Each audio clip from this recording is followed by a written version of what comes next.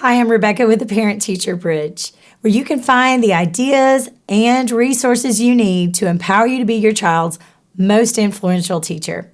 Today, I'm going to share with you 5 simple gift ideas that support learning for any age of child.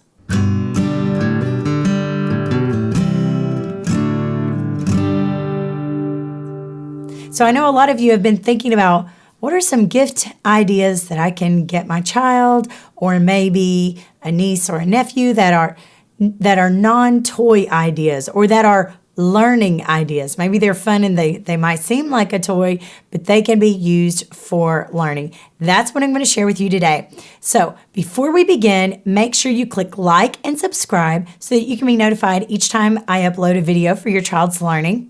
And be sure, if at any point in this video you have a thought or an idea to share, you comment below. Because if I'm missing an idea for an item that we can add to our list, I would love to be able to update this video and add more ideas. So be sure to leave comments. All right, let's begin. The first item is an LCD writing tablet. Now, there are several different kinds of these made by different companies. Some include a little bit more bells and whistles, but generally speaking, you can find these online for somewhere around $10. So I love that price because if you ever lose it or it gets broken, it's pretty easy to replace. I encourage you to read the reviews and make sure you find one that fits for you and your child, since there are different ones out there. But with these LCD writing tablets, they're a lot more interesting than just writing on pencil and paper. So you can convince your child to maybe do some of their math problems on this LCD writing tablet. Maybe practice writing the letters. Or with the stylus, you can also encourage proper pencil grip by having them hold the stylus like they would a pencil. Other times that you can use this LCD writing tablet for young children maybe is to keep them quiet if you're in a waiting room somewhere. These are very compact. They can slide down in your purse quite easily. And you can also use it during read aloud time and allow your child to just doodle or maybe even sketch out something that's happening in the story. After all, that's going to help them make mental images as they hear the reading. So there are a million different ways that you can use these LCD writing tablets. Comment below if you have one or something similar that you have used for these types of activities. Now, I'm linking all of these in the description below, so you will find a link for that LCD writing tablet below. Just be sure to explore because there are lots of options out there. The second basic gift idea is MADLIBS. Have you ever tried these before? I thought most people my age had tried MADLIBS before until I got into some conversations with some other parents recently, and they had never tried them. And I said, "You've never tried MADLIBS?" So every time we do MADLIBS, even as a family, we have a lot of fun, and they're really funny because they're basically stories that have blanks in them. Now, you don't know what the story is about. You have someone else ask you for different parts of speech or certain words. So, for example, they might say, "Give me a noun." And you might say, "Computer." "Give me a verb ending in ing." So you might say, "Jumping." And it acquaints your child with these parts of speech because they have to know what are examples of nouns, what are examples of verbs. But by the time you fill in the entire story with the words that the other person has given you, they will read the story aloud. And as you can imagine, there are going to be some words that just don't make sense in the context of the story. And sometimes you might laugh until you cry. Occasionally you might get a dud. But most of the time, we really enjoy these. We did a MADLIBS recently with my oldest child, who's 11. So he's been using them several years, and he's quite comfortable with using them. But my 6-year-old, he doesn't really understand what nouns and verbs are. But, as we were doing these, he thought the stories were quite funny. So it increased his interest in knowing, what is a noun again? What is a verb again? And if you're a pro and your child knows all the ways to use MADLIBS, you can extend this learning by building their vocabulary. For example, if they're always giving the word fun for an adjective, you can say, okay, you're not allowed to use fun anymore. So we've got to think of some other adjectives, maybe list some out in a little notebook and have them start choosing some of them. And the reason why I like MADLIBS is not only because they're fun, but also because historically speaking, when we have taught English in schools with a particular English textbook, they have been sorted by units. So you might do a unit on nouns for several weeks. And you're talking about common nouns and you're talking about proper nouns and you're picking the noun out of a sentence. And then you do a noun test. But then you move on to the unit about verbs or a unit about adjectives. And then what are you doing? Well, you're talking about all kinds of adjectives and you're just picking the adjectives out of the sentence. So there's not much cumulative review where it's mixed up, where they have to constantly be reminded what is a noun and what is a verb. And MADLIBS accomplishes that in a very exciting way. Now you can find the thick MADLIBS books or you can find some smaller, cheaper ones. Again, I'll leave the link in the description below and you can explore some that fit the personality of your child.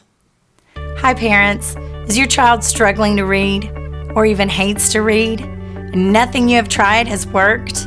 Get my free guide, 5 quick tips to immediately help your struggling reader. I'm going to show you the simple tricks that I've used for years to successfully improve children's reading and their confidence in reading. It's easy, it's simple, and it's free.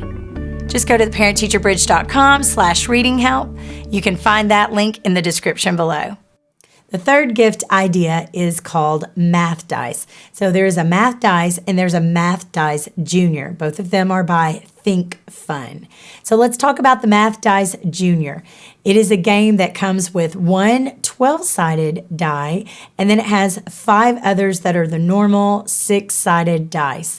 It's a mental math game where they're going to get to use addition and subtraction to reach a particular number. It's easy to take on the go because it has a to-go bag and a little scoring track to keep up with. You might want to start this by playing it with your child until they get the hang of it, but eventually they're going to want to play this with some of their friends also. And from the reviews that I read, it seemed like a lot of parents enjoyed this game as well. Now, if you opt out for the non-junior version, by the way, the junior version is for ages 6 and up.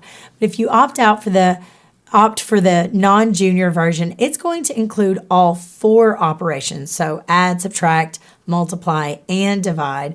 And that's going to make it a little bit more complicated. So that can be a challenge for some of your older children. Math Dice and Math Dice Junior are only about $10. So this is a great small stocking stuffer type gift that you can get for your child that's going to be something that involves learning without even having to use a worksheet, without them even realizing that they are doing math. The fourth gift idea, I'm sure that some of you have in your home right now, and that is random Legos.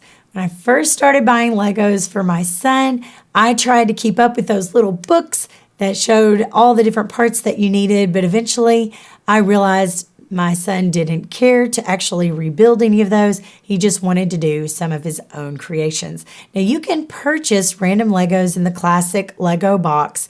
You can even get some of these secondhand and people are selling them online. You can get special parts like axles and wheels. Just the sky is the limit, really. You can get specific colors and sizes also. I really enjoy having one of those boards, those square-shaped boards for Legos where your child can build a creation and then they can actually take it with them to go and show their parent if they've been building in their room quietly. But Legos, I love them for the creativity, but also for the opportunities that you can use them in your school day with your child. So if you're reading a book out loud to your child, allow your child to play with Legos. You can still ask them questions to make sure they are listening. You can allow your child to build a scene from something that they read in a book. If you're studying history, they could build something. If you're studying science, they could also build something from that. If they just build something random, allow them to write about it. Or if your child can't write yet, have them build it and then they tell you what to write and you write it down in a journal. Really, there are limitless opportunities. I've even seen some people do some math games with Legos. What ways have you used Legos? Are you a Lego fan or do you have a Lego fan in your house? Leave a comment below. I'm sure my viewers would love to see your thoughts as well. And I will leave a link in the description below, but you can find Legos in a million different places, so be sure to get some that you think your child would like. The fifth idea is sketchbooks, writing supplies, and crafting supplies. I know that it causes a lot of mess at times, but I love to allow my children to have the opportunity to be creative. I love to give them opportunities to enjoy writing. When they first start learning how to put their thoughts on paper and they first start hearing the sounds and then writing the letters down that represent those sounds, it's such magic. And some of the very first notes and papers and drawings that they do are so very precious. You can keep them for ages. Now, in my children's notebooks and sketchbooks that they've had over the years, I usually flip through them when they're getting super full, and I take out the ones that I think are keepers, and I put them in a keepsake box or a binder, and then I throw away the rest, and ultimately they get new ones ever so often, maybe as a reward, maybe at Easter, or even at Christmas time. But sketchbooks and journals, those are things you can incorporate in your school day or even as a winding down time when it's time for bed. You can use them for nature journals. You can use them for practicing the alphabet. And I find that sometimes if a child doesn't want to sit down at a table with pencil and regular notebook paper, they might be convinced to practice writing if someone gives them a marker or a cool gel pen, and they're still going to learn that way, even if it's not the traditional pencil and paper way that you might have learned in school. So these you can find anywhere. Dollar Tree, that's a favorite place of my children to get these types of things. Or if I'm looking for something more specific, I might get it online or TJ Maxx or any kind of store like that. You know your child's style, and often they're going to judge that sketchbook by the cover. And if you're thinking crafting supplies, just make sure to have a home for it, maybe a small tackle box or a little tub so you have easy cleanup for your child. What ways have you used journals and sketchbooks in your home? Leave a comment below. Now, of these 5 gift ideas, which one do you think you will consider for your child? Be sure to leave a comment below. And if I've forgotten an affordable idea that is a great gift idea that doesn't cost too much, please leave an idea. I would love my viewers to see that.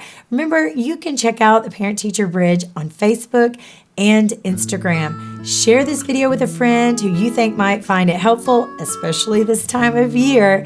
And remember, you are your child's most influential teacher.